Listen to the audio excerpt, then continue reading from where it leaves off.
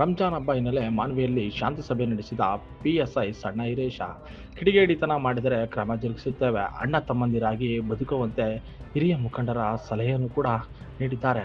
ಮಾನ್ವಿ ಅಂದರೆ ಶಾಂತಿಯ ಊರು ಎಂದು ಪ್ರತೀತಿ ಇದೆ. ಹೀಗಾಗಿ ಹೋಳಿ ಹಾಗೂ ರಂಜಾನ್ ಹಬ್ಬವನ್ನು ಶಾಂತಿಯಿಂದ ಆಚರಿಸಿ ಎಂದು ಪಿಎಸ್ಐ ಸಣ್ಣ ಹಿರೇಶ ತಿಳಿಸಿದರು.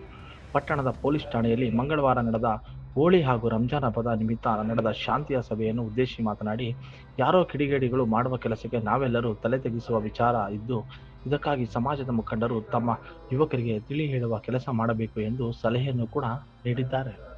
ಯೂಟ್ಯೂಬು, ಇನ್ಸ್ಟಾಗ್ರಾಮ್ಗಳಲ್ಲಿ ಯಾವುದೋ ಒಂದು ಫೋಟೋನ ಎಡಿಟ್ ಮಾಡೋದು, ಯಾವುದೋ ಒಂದು ಧರ್ಮಕ್ಕೆ ಅಪಮಾನ ಉಂಟಾಗೋ ರೀತಿಯಲ್ಲಿ ಫೋಟೋಗಳನ್ನ ಎಡಿಟ್ ಮಾಡಿ, ವಿಡಿಯೋಗಳನ್ನ ಎಡಿಟ್ ಮಾಡಿ ಅಪಪ್ರಚಾರ ಮಾಡ್ತಾರೆ. ಅದು ಎಲ್ಲೋ ಒಂದು ಆಗ್ತದೆ. ಅದು ಜಾತಿ ಧರ್ಮಗಳಿಗೆ ಕಲಹಗಳು ಉಂಟಾಗಿ ಭಾವನೆಗಳೇ ಬದಲಾಗಿ ಹಬ್ಬಗಳಲ್ಲಿ ವಿಶೇಷವಾಗಿ ಈ ಥರ ಹಬ್ಬಗಳು ಬಂದಾಗ ಕೆಟ್ಟ ಪರಿಣಾಮ ಬೀರ್ತದೆ ಸಮಾಜದಲ್ಲಿ. ಎಲ್ಲ ಸಮಾಜದ ಹಿರಿಯರಿದ್ದೀರಿ, ದಯವಿಟ್ಟು ನೀವು ಮುಖಂಡರುಗಳು ಗ್ರಾಮಗಳಿಗೆ ಹೋದಾಗ ಇಲ್ಲ ಬೇರೆ ಬೇರೆ ಸಂದರ್ಭಗಳಾದಾಗ ಯುವಕರನ್ನು ಕೂಡಿಸ್ಕೊಂಡು ಒಂದು ಜಾಗೃತಿ ಕಾರ್ಯಕ್ರಮ ಮಾಡ್ಬೋದು.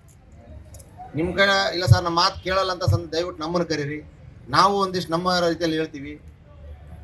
ಹಿರಿಯರನ್ನ ಕರೀರಿ, ನಮ್ಮ ಸಮುದಾಯದ ಮುಖಂಡರುಗಳು ಕರೀರಿ, ಇಲ್ಲ ಬೇರೆ ಬೇರೆ ಧರ್ಮದ ಮುಖಂಡರುಗಳು ಕರೆಸಿ ಹೇಳ್ತಕ್ಕಂಥ ಇದನ್ನು ಆಗುತ್ತೆ. ನಮ್ಮಲ್ಲಿ ಹೆಚ್ಚಾನೆಚ್ಚ ಇತ್ತೀಚೆಗಂತೂ ಅವೇ ಜಾಸ್ತಿ ಆಗಿದೆ. ಬರೀ ಇವೇ ಕೇಸು, ಬೇರೆ ಕೇಸುಗಳು ಕಡಿಮೆ ಆಗಿಬಿಟ್ಟವ. ಗಂಡ ಹೆಂಡತಿ ಕೇಸು ಬಿಟ್ಟರೆ ಇವೇ ಕೇಸು. ಗಂಡ ಹೆಂಡತಿ ಕೇಸ್ ಹೆಂಗಾರ ಬಗೆಹರಿಸ್ಗಳು. ಇದ್ರ ಕೇಸ್ ಕಳ್ಸಕ್ಕಂದ್ರೆ ಮತ್ತೆ ಸಮುದಾಯಗಳು ಒಂದು ಸಣ್ಣ ಇನ್ಸಿಡೆಂಟ್ಗೆ 100-200 ಮಂದಿ ಸೇರಿಬಿಡ್ತಾರೆ. ಅದನ್ನು ಯಾರು ಸಮರ್ಥನೆ ಮಾಡಬೇಕು, ನಾವು ಯಾರ ಮೇಲೆ ಕ್ರಮ ಜರುಗಿಸ್ಬೇಕು ಅನ್ನೋ ತಾತ್ಪರ್ಯನೂ ಬರಲಾರದ ಪರಿಸ್ಥಿತಿ ತಂದು ಕುಂದಿರ್ತಾರೆ ನಮಗೆ.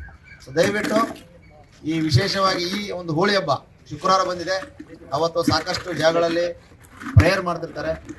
ರಂಜಾನ್ ಪ್ರಯುಕ್ತ ಎಲ್ಲ ಹಿಂದೂ ಮುಖಂಡರುಗಳಾಗಲಿ ಮುಸಲ್ಮಾನರ ಮುಖಂಡರುಗಳಾಗಲಿ ಆ ಒಂದು ದಿನದಂದು ಯಾರಿಗೂ ನೋವುಂಟಾಗಂತೆ, ಧಕ್ಕೆ ಬಾರದಂತೆ ನಿಮ್ಮ ಹಬ್ಬಗಳನ್ನು ಶಾಂತಿ ರೀತಿಯಾಗಿ ಆಚರಿಸ್ಬೇಕನ್ನೋದು ನಮ್ಮ ಇಲಾಖೆಯಿಂದ ನಿಮ್ಗೆ ತಿಳಿಸ್ತಾ ಇದ್ದೀವಿ.